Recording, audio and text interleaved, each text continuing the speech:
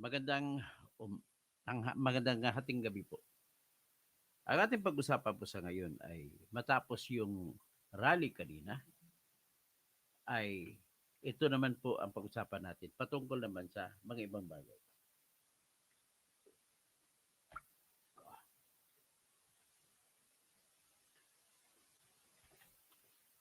Ito po patungkol sa mga gawaing Marcos. Konektado po ito sa mga ginagawa ng kanilang tatay pa nung araw. Alam nyo, ladies and gentlemen, nakakahiya talaga. Headline lang sa lahat po ng mga news outlets sa internet. Headline po ang Pilipinas. Ang headline sa ikwento sa Pilipinas ay yung pinakahuli kanina, nagrarally mga tao. At ang kwento pa, ilalagay ngayon ang dahilan bakit nagrarally. Ang ilalagay dahilan dahil sa pagnanakaw. At pag inalam nila, paano ginawa ang pagnanakaw? Ginawa ang pagnanakaw sa pamamagitan ng proyekto. So, may na sa Al Jazeera, na monitor ko po. Ang report sa Al Jazeera, although English yun, ay sinasabi po na nagrally ang mga tao at hindi kontento ang mga tao sa resulta ng investigasyon. At tanging mga, kumbaga, mga dilis lang, kung dilis lang ang kinasuhan. Yung mga maliliit na inhenyero na empleyado ng Department of Public Works and Highways. Yan lamang po ang nakakasuhan sa ngayon. Wala ni isang congressman nakasuhan. Tandaan niyo po, ladies and gentlemen, hindi magkakaroon ng pundo para sa flood control project kung hindi pinirmahan ni Bongbong Marcos ang budget ng 2023, 2024, at 2025.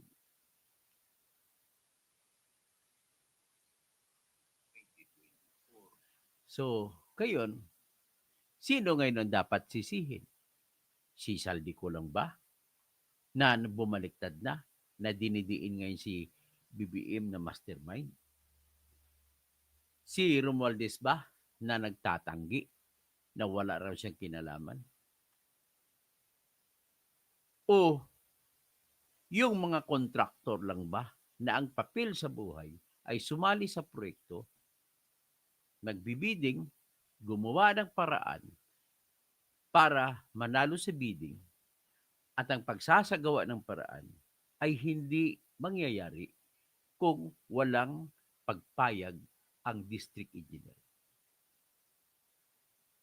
Ang district engineer, hindi niya rin magagawa kung magrereklamo ang ibang mga kontraktor. Kasi dapat magkaroon sila ng kutsabahan, bidding-bidding ng kunyari ang lalabas para ipapanalo yung tinuturo ng congressman o ng senador na dapat manalo.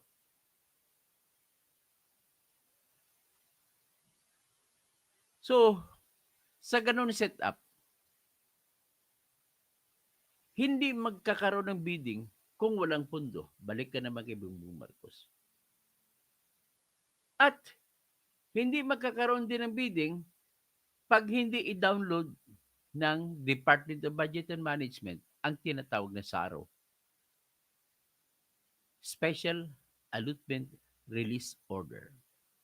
Pag nilabas na ang SARO, bababa na yung pera sa distrito, District Engineering Office, sa pamamagitan ng pag-transfer ng pera mula sa Bureau of Treasury papunta po sa DPWH.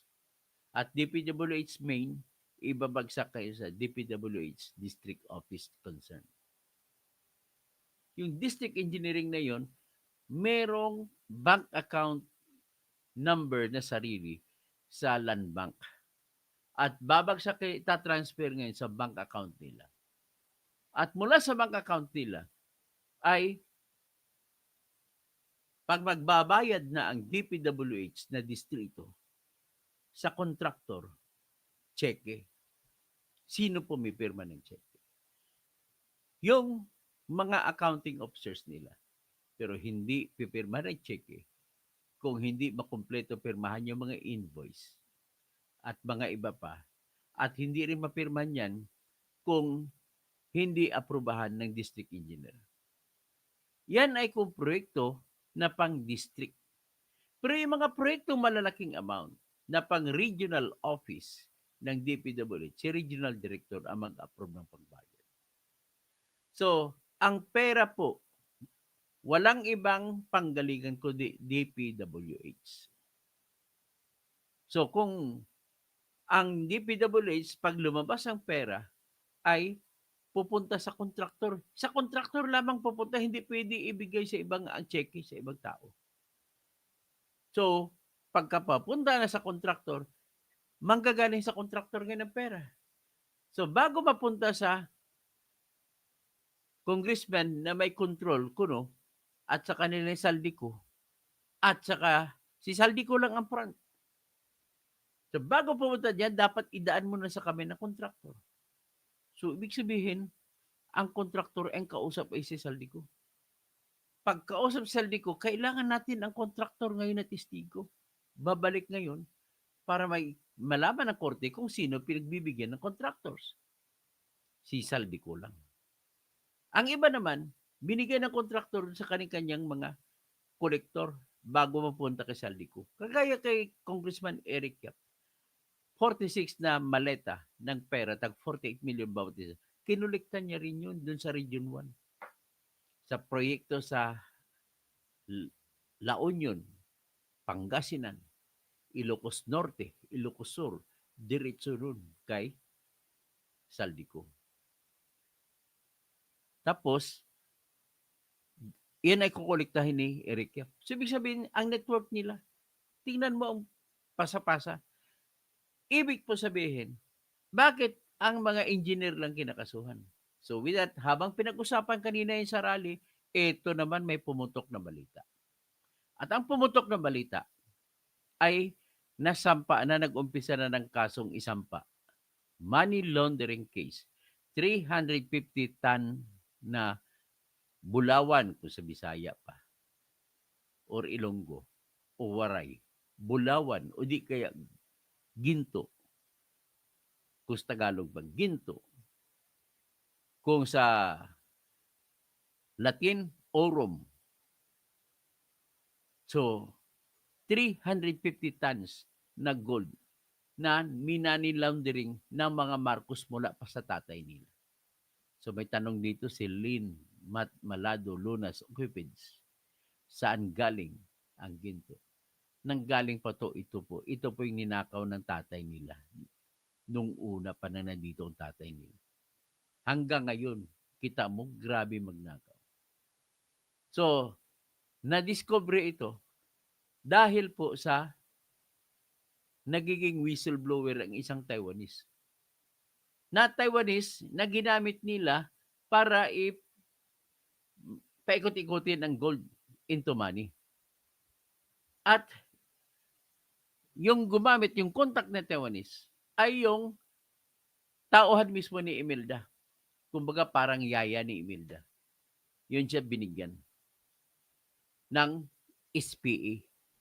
At through SPA, napaikot-ikot yung pera. Ang gold. So, nag-report ngayon ang Taiwanese na binigyan ng special power of attorney nitong tauhan ni Imelda sapagkat hindi siya binibigyan ng komisyon kaya nagreklamo siya. Hindi siya binibigyan ng komisyon sa lahat ng transaksyon na ginawa niya. Mahina ba boses ko? Sabi ni, hindi malakas naman boses ko. Mahina ba boses ko? Malakas ang boses ko po. Sabi ni, paki-check mo na po sa iyong sa cellphone mo na ginagamit. So, ito, pakinggan niyo po. Ito, papakita ko yung balita sa Hong Kong. Balita noong 27 ito, Huwebes, pinalabas. Diyan sa at kwan tayo ngayon, binabantayan ito sa Taiwan. At headline din tayo sa Taiwan. Sa iNews ito lumabas. Ang petsa ay November 27, 2025 noong oras ng 23:57. Ibig sabihin malapit na mag-midnight. So ito po 'yun. Pabasa ko sa inyo.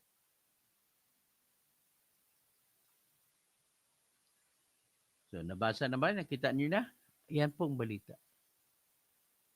Oh. Ang balita ay nagsasabi, palaking ko para mabasa ninyo. Palaking ko pa. Oh, nabasa niyo, mamalaki na yan ha. Ang title ng kaso, iNews website. Hong Kong files case of money laundering against Marcos family involving 350 tons of gold. Whistleblower claims to have irrefutable evidence. On the 28th of November, Hong Kong Asia Television reported that the Hong Kong Money Authority had recently received a report that Philippine President Marcos and his family had long used HSBC Hong Kong to launder money. The informant produced a number of pieces of evidence, including that the Marcos family sold 350 tons of gold of unknown origin. Hindi malaman kung saan ang galing yung 350 tons of gold. So ginagamit nila ang Hong Kong Shanghai Bank. At saka tinulungan sila ng Hong Kong Shanghai Bank paano nanakawin yung pera mula sa bansa natin, mula sa Philippine government. At itinabi pa, no? At pinudyos din ng testigo na yon ang account information sa 18 bank accounts sa buong mundo na nakapangalan sa Marcos family at ang involved ay more than 100 billion dollars. Grabe ninakaw. Matindi ang ninakaw. Hindi pa naibalik ito. Ayan si kan. Ang purpose nito kung bakit bumalik, aagawin nila kasi ang pera kukunin nila. Okay, tapos ito ngayon. The Hong Kong Money Authority has set up a special case to investigate the matter. If confirmed, the Marcos family will be suspected of violating Hong Kong law and may be held criminally liable. According to the Philippine media, the whistleblower said that he met Imelda, the wife of former Philippine President Marcos Sr. and mother of current President Marcos Jr. and her housekeeper Indida in 2005. Si Indida pala na housekeeper. Yan ang pinatrabaho ni Imelda. Binigyan niya ng authority si Indida. At si Indida naman, kinausap naman yung whistleblower na Taiwanese as an intermediary and use the different shell companies. So gumawa sila ng mga kumpanya pang tabon para i-hide o itago yung totoong pinanggalingan ng gold. To sell gold with a total weight of 350 tons. At ibinenta sa Europe at saka sa Amerika. US o Estados Unidos. At hindi na i-provide kung saan nanggaling ang mga gold na to. Kung ano ang legal origin. Walang sinasabi kung legal ang pinagmulan. Noong 2020, yung Marcos family ay hindi nakabayad sa whistleblower ng komisyon sa ginawa niyang pagbebenta. So pagkatapos ng 2020 ay wala na siya, pinutol niyang contact niya sa whistleblower. Dahil dito, yung whistleblower ay nagalit at tumawag ng pulis. At nag-produce siya ng mga paper evidence, hard evidence. Ito po yung nakikita ninyo ngayon. Ito po yung mga ebidensya, isa sa mga ebidensya na pinakita ng inchik na yun. Nakalagay dito, Annex A, the side contract of sales and purchase agreement, a revocable commitment of payment, and amendment, may petsa na 12/20/2006, kung di ko magkamali. Transaction code, AO 350 metric tons. Ang AO, ibig sabihin AO gold. Kasi sa Latin, salitang Latin, ang gold ay aurum. So AO, 350 metric tons. Sellers, ang code ng sellers is corn flakes. So yung pangalan ng seller. Buyers, TMIP, GCDLT. So yan ang buyer. As the payments pursuant to the sales and purchase agreement in respect to the same payment mode, each and every tranche of the bullion transferred, title, or ownership, delivery shall be distributed and disbursed to the herein below designated accounts, covering payments to the owners, sailors, the extra bonus, the buyers,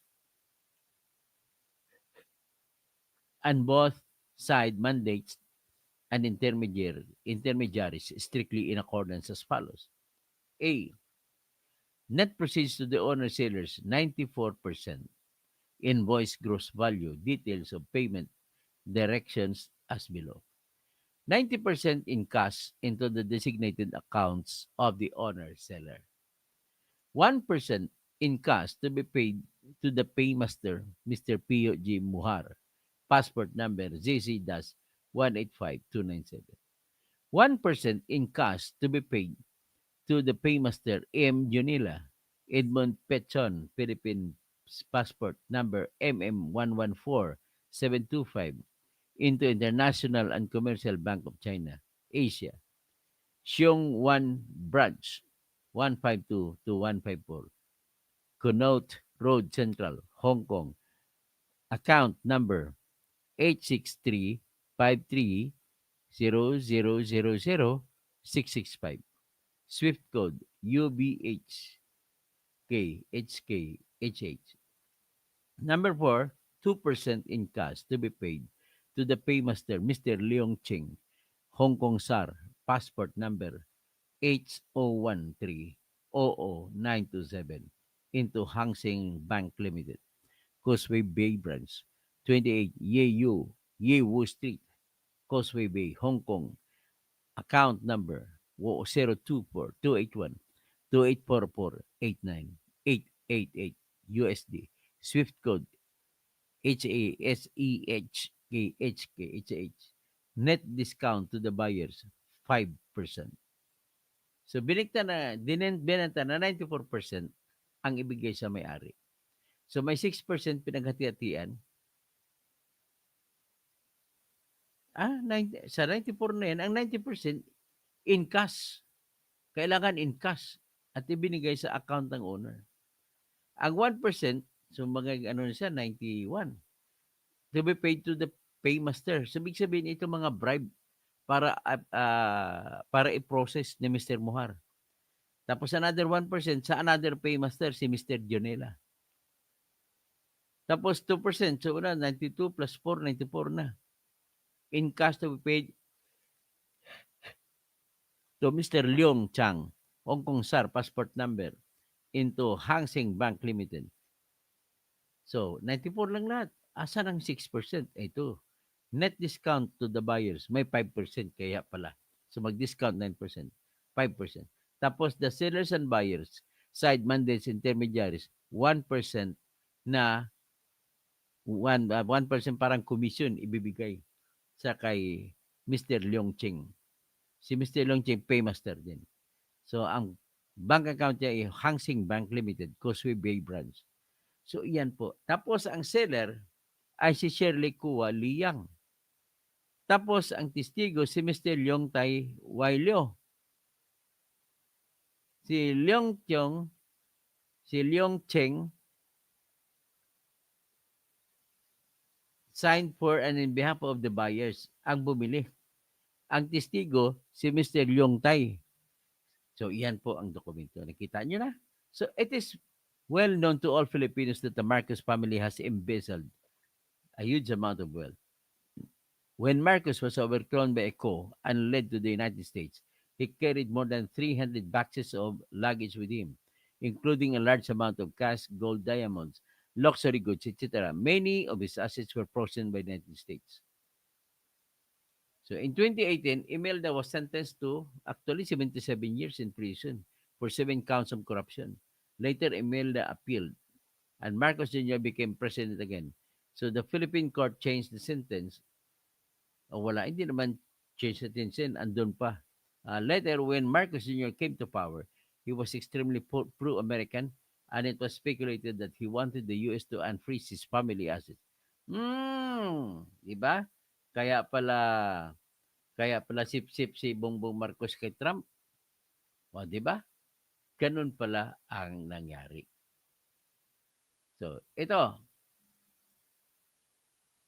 bago ko ipakita sa inyong iba, nais ko muna i-insert yung i-advertise ang restaurant ng aking inaanak na si Marie Grace Yap Rusopa at saka yung kanyang asawa na si Rafael Rusopa.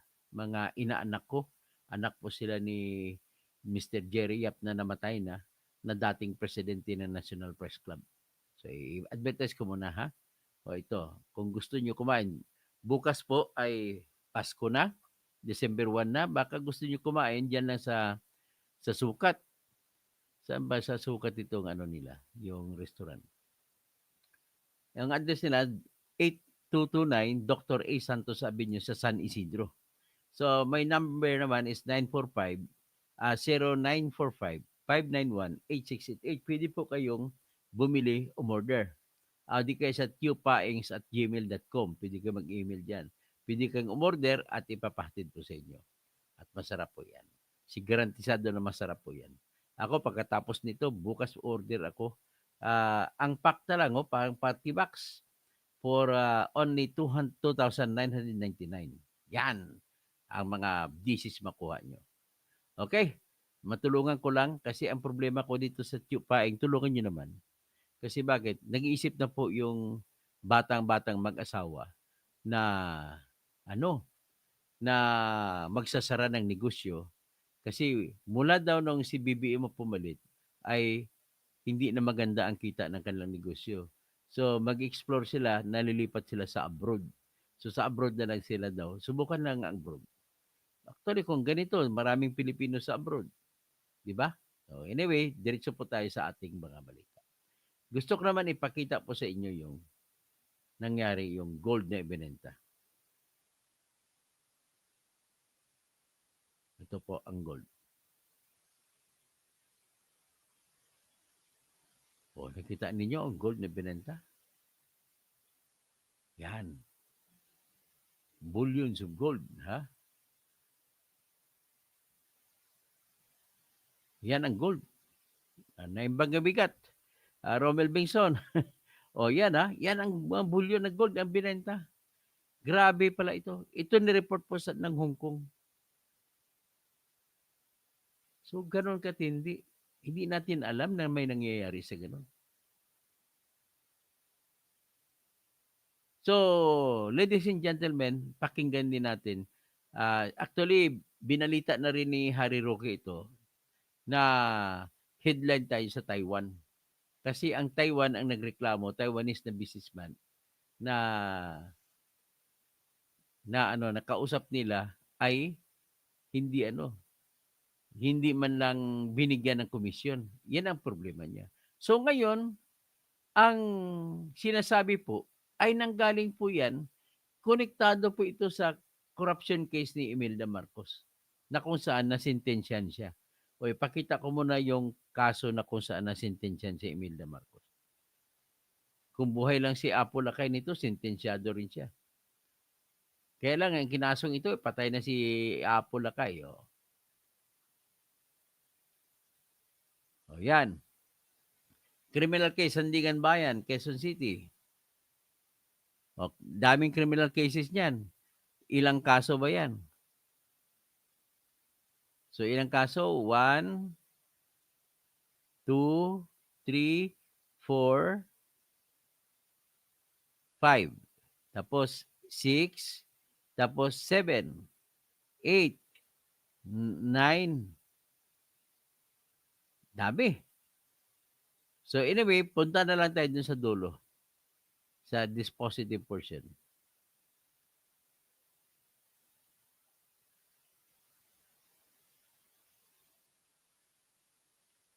Ito. Wherefore, judgment is hereby rendered, finding the accused Imelda R. Marcos Yan.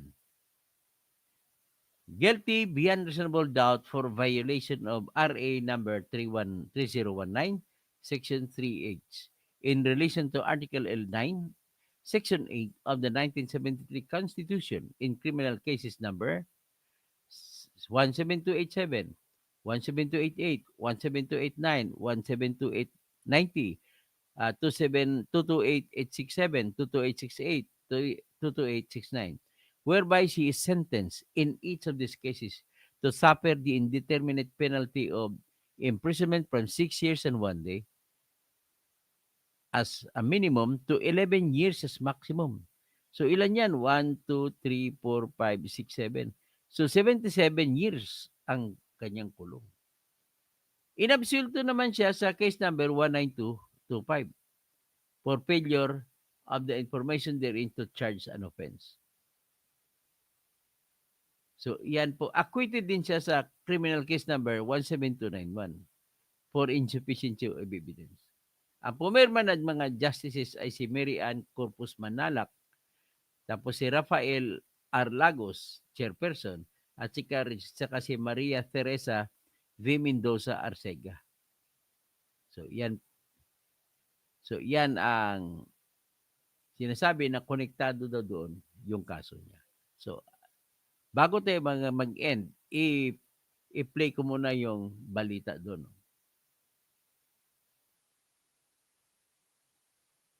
Ito. Pakinggan ninyo kasi hindi napakinggan sa Pilipinas ito. Sa ibang bansa na napakinggan.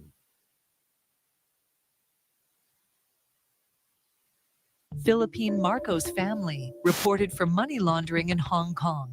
Taiwanese businessman Mr. Penn submitted evidence to the Anti-Money Laundering Department of the Hong Kong Monetary Authority in Hong Kong on the 14th of this month, reporting that the Marcos family of the Philippines was engaged in money laundering activities in Hong Kong in the name of bulk gold transactions, the amount of which was extremely huge. Mr. Perm said that the Hong Kong Monetary Authority has filed a special case. This case involves a large amount of gold trading. The whistleblower has obtained evidence of a batch of 350 tons of transactions and obtained information on 18 bank accounts of the Marcos family around the world, involving deposits of more than 100 billion USD. Imelda Marcos, wife of former President Marcos, authorized her housekeeper Indito to act as the seller through different shell companies to sell gold to several European and American companies from 2006 to 2011. The transactions were arranged by the private banking department of HSBC in Hong Kong, and the whereabouts of the cashed funds are unknown. More than 10 middlemen involved in the transaction came from the United States, Australia, Japan, South Korea, Taiwan region, and the Philippines, and Mr. Hearn was one of them.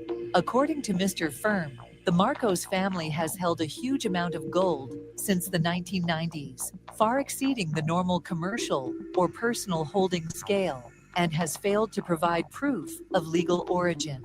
The source of the gold is questionable, and there is sufficient reason to suspect that it is ill-gotten gains. According to Hong Kong's Anti-Money Laundering and Counter-Terrorist Financing Ordinance, CAP 615, anyone handling large amounts of property must perform due diligence obligations and to ensure that the source of the property is legitimate. The family failed to fulfill this obligation and is suspected of violating the law. Yan. So, nakita na ninyo. So, ganun po yung kaibigan. Pero gusto ko ipakita sa inyo yung ibang papel na ginamit nung Taiwanese, nung ibinenta ng Taiwanese yung mga gold niya. So, ito po yung mga papel na yun.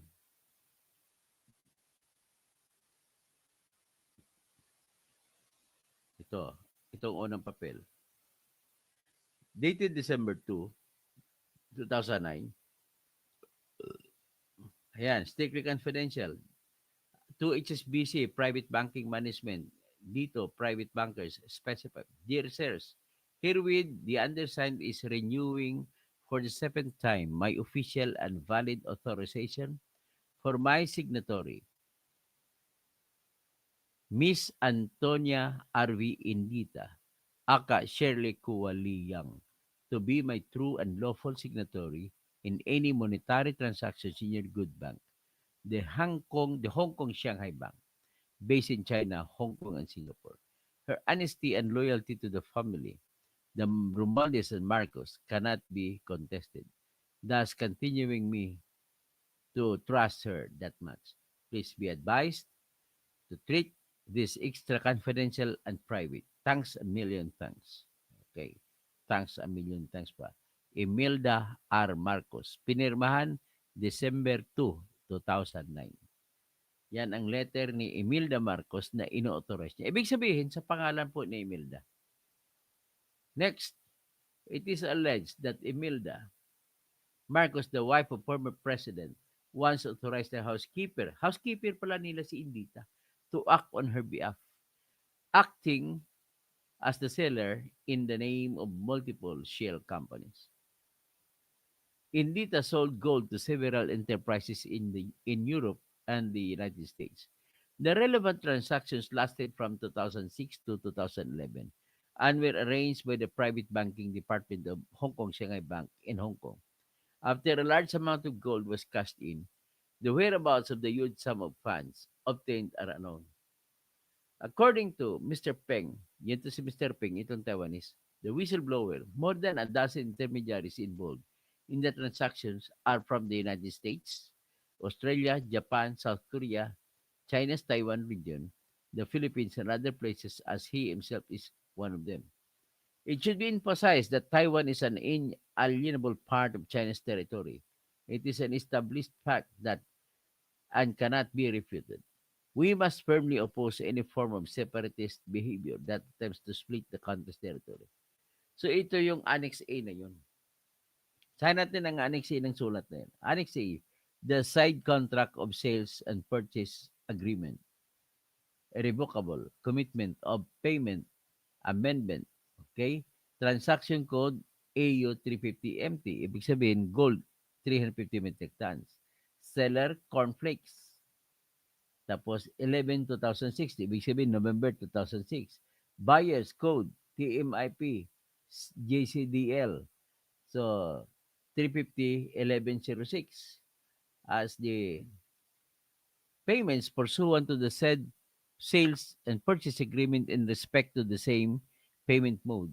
Each and every tranche of the bullion transferred, title ownership, delivery shall be distributed and disbursed to the herein below designated accounts covering payments to the owner seller, the extra bonus, the buyers, and both side mandates and intermediaries strictly in accordance as follows. Net proceeds to the owner sellers, 94%. Yan ang sinabi ko na. Ito si Shirley Kua Lee Yang. Ito si Indita na kanyang katulong. Si Mr. Leong Taiwai. So Mr. Peng pointed out that the Marcos family already had an astonishing amount of gold reserves as early as the 1990s. The scales of these reserves far exceeded the normal holding range of ordinary commercial entities or individuals, and they have always failed to provide proof of the legal source. So hanggang ngayon, wala silang ebidensya na nanggaling sa lehitimong pinanggalingan. The origin of their gold is highly suspect. He said that there are sufficient reasons to suspect that these assets are of illegal origin. According to the relevant provisions of the Anti-Money Laundering and Counter-Terrorist Financing Ordinance, Chapter 615 of Hong Kong, and any person has the obligation to carry out due diligence review procedure when dealing with large amounts of assets to ensure that legality of the source of the property. If the content of the report is true, then the Marcos family may have committed illegal acts. So ito yon. Ito yung mga pinagbentahan, no? Safekeeping. Safekeeping receipt. Pinatago. Safekeeping. sa Ireland, Swiss, and Cork Bank. Doon sa Fernville Street, Amethyst, Cork, Ireland. So, nakapangalan kay Mr. Ferdinand E. Marcos. So, account number V701707X7. Access X601X106. Tapos bank ID 6001. Assets US $17 billion. Record number 5711. Yan. So, sunod na bangko, International Hungary Bank. 1550 Rimpau Avenue. Number 40, Fort Worth, Hungary. Account name, Ferdinand E. Marcos. Account number 490-0044. 04. Account access, CS dash 1801178 Bank ID 72 AS Assets US 128 million. Japan and Swiss Banking Corporation, Natumishi, Nagasaki, Japan. Account name, Ferdinand E. Marcos. Ito naman, kay Ferdinand Marcos naman, itong 128 million sa dollars, ito naman, 106 million dollars. So, it was deposited in Japan and Swiss Banking Corporation sa Nagasaki, Japan. Next is number 4, Narita Saving and Trust. Head office in Narita, Japan. $7 million. Pangalan din kay Ferdinand E. Marcos. So, ito yung mga namana ni Bongbong Marcos. Kaya pala, kulang pa yung siningil sa kanya na estate tax na 203 billion. Ang laki-laki nito. Philippine Bank of Munich. Ferdinand E. Marcos, $124 million. Ay, grabe. Tapos, Pusang Bank, Hong Kong, China. Ferdinand E. Marcos, $27 million. So, according to information from other sources in the exposure of multiple overseas accounts of the Marcos family this time, Thailand is also listed as one of the countries involved. Recently, some unidentified Filipinos have posed as members of the Marcos family and carried out activities in Thailand. They have used the family names for false propagation or propaganda and fund operations. Some Thai people have been deceived as a result and suffered economic losses. So, yan. So, get it? Yan po ang inyong mahal na BBM. So, what will he do now? Hindi pa nakontento. Nagnakaw pa rin sa flood control. Grabe, walang kasawa-sawa sa pagnanakaw. Walang kasawa-sawa sa mga property. Ay, nako. O ito, basahin ko na lang yung aking sa mga mag-shoutout na lang ako, no? Liin Malado Lonas Cupids. Saan galing ang gold? Hindi malaman kung saan. Siyempre sa Pilipinas galing yan. Okay, tama naman ang mga panatikon na maraming gold. Pero Talyano ba yon? So, Elgin Rizon, engineer, mahina boses mo. Doktor, to pinanood ko yung Blue. BLO. Anong Blue? Blue. Marjorie Gintirola, Doktor, to pinanood ko yung vlog. Vlog mo about sa pagbubugbog kay Mimaa, parang drama niya lang. Oo nga, no? Parang drama niya lang. Jenny L5D3S. Sobra na talaga sila. But watching always from Saudi. Sweet Love Grace. Good evening po, attorney. Marjorie Genterola, pamilya talaga ng magnanakaw. Mercado Cathy, Indian Toto, causing good morning and happy, blessed Monday. Tapos, Cassandra Daisy at nagnanakaw pa rin. Nasa ibang bansa ng mga pera natin, na utang pa natin. Romel Bexon, na imbagabigat. Tapos, Ben Reclamador, hayop saan ang ginamit yung pera, dapat Senado, Ben Reclamador, daming gold. Cassandra Daisy, kulang pa buhay ng pamilya na yan, ipambayad. Tapos, Cassandra Daisy, Pinklawan at loyalista, hindi rin niyo alam kung ano ang mastermind ng nakawan? Nagtatanong lang. Ben Reclamador, yan ba yung pardon na ipiberdi? Hindi po siya na pardon. Nirikuan ko na, check ko na, hindi po siya pinardon. Siguro galit si Bongbong Marcos. Hindi pardon yung nanay niya kung gusto niya. Nasa kanya yan kung ipapardon niya. Julie Travel 45, magnanakaw. So, Baka squatter. Marcos resign, bagsak piso, walang infrastructure, wala investor, wala pondo. PGH Gold Reserve, malapit maubos. I may expose Pulveron, Saldi, exposed mastermind corruption. Dean Chase, exposed sex audio party. Nako, sunod natin kay Dean Chase ha. Siguro bumalik kayo. Sunod natin kay Dean Chase. Nick Reyes, watching po. Sweet Love Grace, Bibim gusto gayahin ang tatay na tumagal sa pwesto pero nagaya ang nanay sa pagnanakaw at pasarap sa buhay ang tatay. Babaero pero si BBM banga, ngero. Bangag ngero. Mine. Tapos John Sanchez, Dr. Toti, hindi po ba kayo naanyayahan mag-speech sa rally? Hindi po ako pumunta doon eh. Romel Bengson, kung susunugin ng buhay yan, kulang pang kabayaran sa pagnanakaw nila. Baharang hila, grabe, Suga Marcos, bakit hindi marunong mabusog? Ginawang milking cow ang Pilipinas. Bakit hindi marunong mabusog? Sobra na talaga sila. So yan po, ladies and gentlemen. Nasa inyo pong decision. Kaya kung ako tanongin nyo, dapat tanggalin na talaga yan. Never mind kung si Sara ang papalit kasi siya naman ang Vice President. Officially siyang Vice President. Yan lang talaga tanging paraan para magtulungan. Tatulong din ang DDS. Ganun lang po kasimple. At unang-una, mas mahina lang naman ang pwersa ng mga makabayan eh. Kung paramihan lang eh. Mas marami ng dihamak yung DDS. At sigurado ako mas marami ang DDS sa sunod na eleksyon. Matatalunin ang mga BBM. Kasi unang-una bakit? Grupo ka ng mga Bisaya at saka Mindanao ang kalaban. O sa Luzon, sa Norte, marami pang DDS dyan sa Ilocano. Sabi natin na 30% mga DDS sa Ilocos. Mas lalo sa Ilocos Sur, ang dami. Siyempre, kakampi ni Manong Chavit.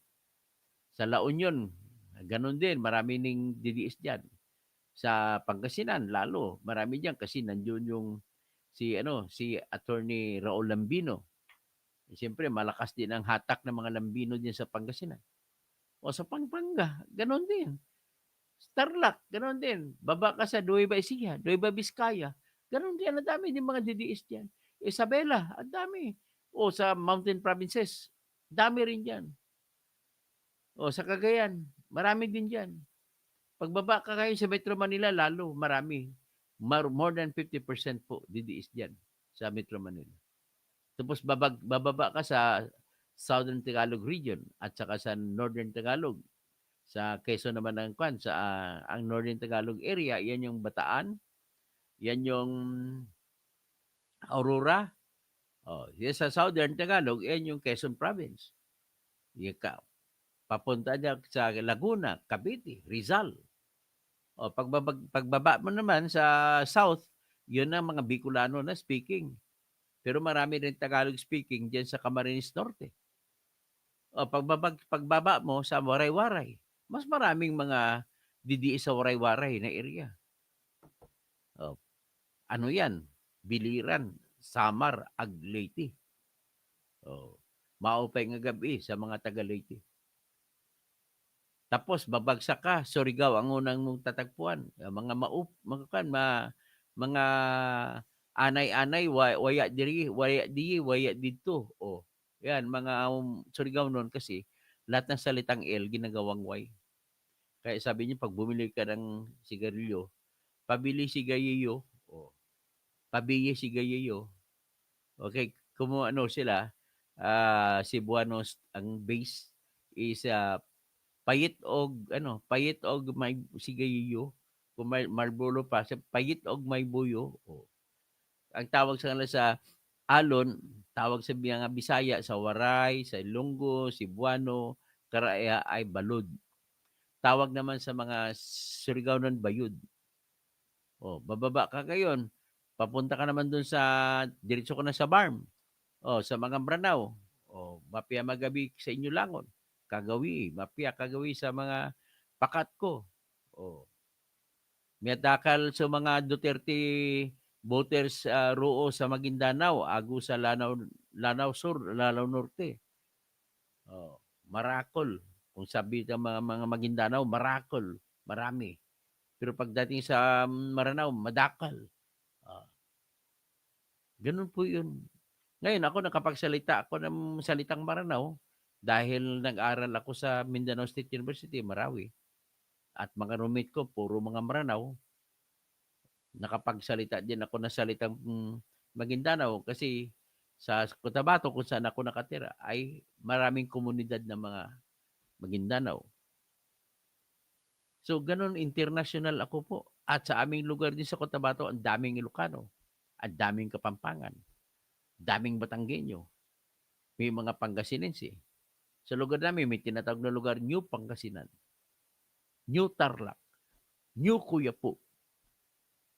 Ah, 'Yun ang ano, 'yun ang mga lugar namin do'n. So that's why I'm telling you, kayong mga makadilaw, makapink, most of you are only found in Luzon. 'Yun ang katotohanan. Kokonti lang po ang kuwan, hindi kasing dami yang mga dilaw at saka mga kakamping outside outside Luzon. Sa Bicol marami diyan, top notcher 'yan. Sa Tarlac maraming dilaw diyan, may Comunidad Quinoy. Pero hindi mo masiguro sa Pampanga. Pag-usapan natin katotohanan.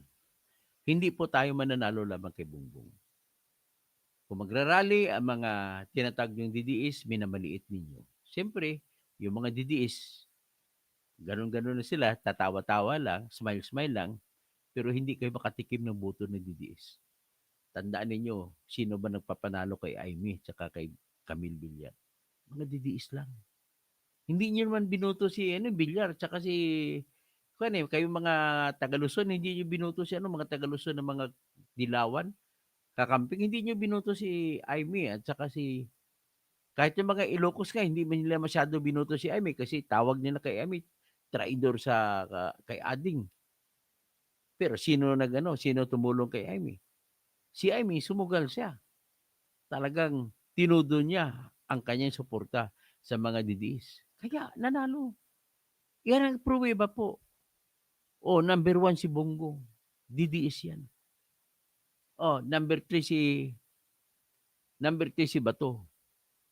Although number 2 si Bam Aquino, but then you cannot deny the fact. Kaya hinihimok ko lahat po na mag-isa tayo. Kalabanin lang muna natin si BBM. Patanggalin natin. At kung wala na si BBM, sa kanya naman ngayon yariin si Sara. Tutulungan ko pa kayo, yariin si Sara pag maghanap tayo ng ebidensya. Basta may ebidensya lang, bakit hindi? Yun lang ang aking pakiusap sa inyo. Wala po mangyari. Example lang sa akin po. Yung panahon ng giyera, World War II, hawak ng Japan ang China. Walang magawa ang buong China laban sa Hapon, mga puwersa ni Emperor Hirohito. So, nangyari, kahit na magkaiba sila ng paniniwala, nagsama po yung puwersa ng mga Chinese na naniniwala sa demokrasya sa pamumuno ni General Chiang Kai-shek. Ang iba naman naniniwala sa grupo naman ni Mao Zedong, yung mga komunista. So, nagkaisa sila, tinalo nilang Hapon. Alalahanin niyo, natalo ang Hapon dahil nag-concentrate ang Japan sa Philippines. At tinodo ng Japan ang kanilang mga mga eroplano, binumba sa Pearl Harbor. Naubos yun, ang kanilang mga resources doon. Kaya walang suporta ng bala at pagkain ang mga Hapon na nakatalaga doon sa China. Kaya natalo sila ng combined forces ni Mao Zedong at saka ni Chiang Kai-shek. Ang problema lang, nung matapos na manalo sila, mas maraming bala ang inipon si Mao Zedong, inaway naman niya ngayon si Chiang Kai-shek. At si Chiang Kai-shek ay tumakbo papunta sa Taiwan. Kaya yun ang dahilan kung bakit nabuo yung Taiwan. Yan yung mga Chinese sabi natin Chinese residents na naniniwala sa demokrasya at itinayo nila yung Taiwan. Ang ibang mga Chinese na tumakbo galing sa gera ay napunta sa Pilipinas. Yan sila makikita dito. Yan po sila mga insigbiho, mga old Chinese. Kaya napunta dito. Kagaya rin sa aking kaibigan, si Jerry Yap, lolo niya, nanggaling sa China. Sumibat, tumakbo mula sa mga komunista. Ang dami, kaya yan maraming mga Chinese sa Philippines, sa ibang bansa na mga katabi nating bansa, Malaysia, Indonesia, sa Thailand, sa Vietnam, kasi tumakbo sila dahil hinahabol sila ng mga persa ng komunista. Okay. So, ganun lang po. Magandang umaga po sa inyo lahat. Si Ben Commander, si Garcia, lang bumoto kay Aimee and Villar. Ayun. Totoo ka ba? Ben Commander, you are talking without evidence. Diba? Roland Serbo, 337. 347, kasama ba si Recto sa nasampahan ng kaso? Wala, hindi sinama si Recto. Kakampi nila eh. Mercedes Villamor. O Kalbo tawag sa akin. Bahar Anghila. Sir, narinig mo ba ang speech ng CBCP na si David? Yes, nakita ko po, narinig ko po. At si David, nakakawalang gana at respeto siya. Ang CBCP ay naging Catholic bishop o corrupt politicians na saan ang moral life and values nila. It's deteriorating. Well, malumanay ang speech niya. Hindi siya confrontational. Jobs 25. Iba si Cardinal Sinunga raw. Wala na sa ugat na nila ang magnanakaw mula sa ama, anak at apo, lahing magnanakaw. Totoo po yan. So, sweet lover grace, no to Marcoses. Renato Serra, mali ka Dok Toto, sa Pangasinan hindi malakas ang lambino sa bayan namin sa Mangaldan. Sa bayan no, sa Mangaldan. Paano sa Dagupan? Di ba? O, paano sa ano? Bakit naging nanalo yung anak ni Juan Lambino? Cassandra Daisy, 6681. Mga FW po, maraming DDS at neutral at makasara. Ben Reclamador, mga against yan sa Marcos, sigurado, bubuto yan. Nyo rin si Sandro balang araw. Roadster, healthcare needs money, PGH.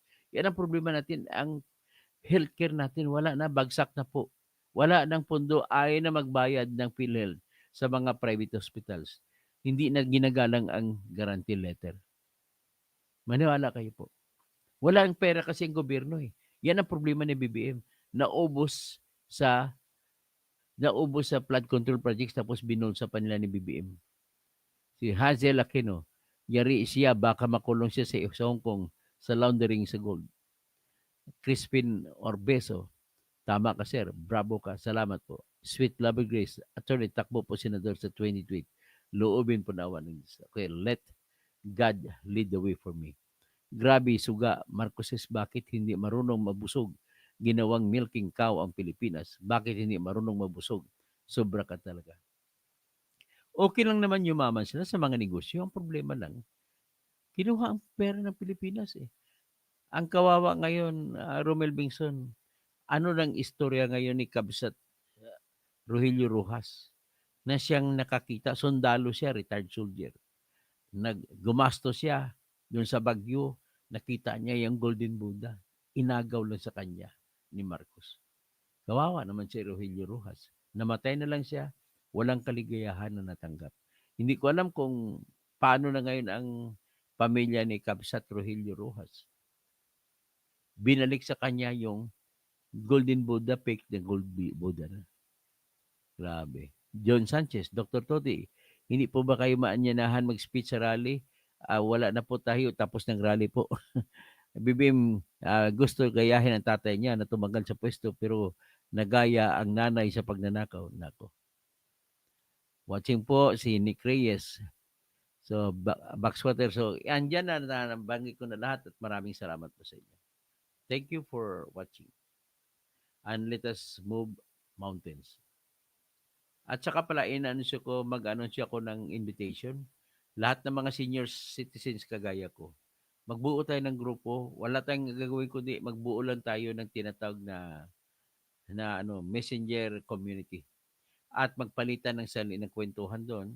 Kahit anong partido ka, maka-BBM ka, maka-Duterte ka, maka-Gloria, maka-Tulfo, lahat-lahat, welcome. Hindi tayo mag-aaway. Ang atin lang, magpalit-palitan na ng kuro-kuro ang objective para magiging ma-educate ang bawat isa. Pangalawa, para pagdating ng botohan, alam na nila ang kung sino iboboto nila. Yun lamang po. Pag sumali kayo, email lang po ako sa bertenes.causing@gmail.com. Yan lamang po. So, magandang hapon. At saka, pala, inaanyayahan ko rin po kayo na mag-invite. Nadadami po ang aking channel. Kung 10 million subscribers na po sa aking channel, pati sa Facebook, ay tatakbo akong presidente ng Pilipinas. At kung presidente na ako, ang agenda ko po ay ganito. Papalitan ko ng jury system ang ating sistema ng katarungan. At hindi po natin maasahan na ang Pilipinas ay patakbuhin ng mga judges. Judges na madaling takutin. Pasensya na mga Supreme Court justices, I do not believe that Philippines will ever progress out of the present system of justice that you have been espousing and fighting for. Yung ang isang judge din sa kada kaso, madaling bayaran, madaling takutin. At kung papasok ang politiko, talo na tayo. Sigurado po ako. Ito lang kaso ni Dudong Bukol na pinatay habang nagla-live, barangay chairman sa barangay 3 de Mayo, Digo City. Malabo makakuha ng katarungan ito. Bakit? Sino ba mag-iimbestiga? Di mga piskal. Sino magpapile? Mga piskal. Sino mag-gather ng mga ebidensya? Mga pulis. Pagtapos, sino titingin ang mag-final ng decision? Judge. Kung ang takotin ng judge, matindi po yung suspekto na pumatay kay Dudong Bukol Jr. Siya po ay barangay captain pero outspoken. Lagi niyang kinikriticize lahat ng mayor, lahat ng congressmen na binabanatan niya ng lalo ng mga street lights na overpriced. Binabanatan niya. Epektibo siya. Sa salitang Bisaya niya sinasabi. Ang mga apektado, mga mayor. Well, 3 ang suspect. Ang isa, yung Lieutenant Colonel na pulis na siyang hepe ng Digo City. Kasi 1 linggo bago siya binaril, ay nakasagutan niya. May ebidensya na video na kuhang-kuha. Number 2, yung mayors, 2 mayor ang tinitingnan. Isang mayor sa Digo City na siyang lagi niyang binabanatan sa kanyang live na kung saan yung mayor na yun ang nagpayaman. Ginamit ang city na umutang ng 2 billion pesos at yumaman ng yumaman. Yung isang mayor din sa Santa Cruz. Yung tinuturo kasi nakita na nagbibigay ng warning, nagbibigay ng threat. So, ibig sabihin, kung sino man nahuling, may nahuling pumatay. So, malalaman ngayon kung sinong ikakanta nung nahuling pumatay na nag-utos kanila. Yan, delikado yan. So, I'm just telling you this para may pakita ko sa inyo gaano kahalaga po na ang palitan natin ang sistema ng katarungan. Kasi naniniwala po ako, Brilla, Haino, na kung matuwid at matigas at matibay lamang ang ating sistema ng katarungan, wala pong mangahas na magnakaw kasi takot sila. Ngayon, marami mangangas magnakaw kasi akala nila at alam nila, bibigyan mo lang ng pera, judge, tapos ng laban. Okay? Magandang umaga po sa inyo lahat.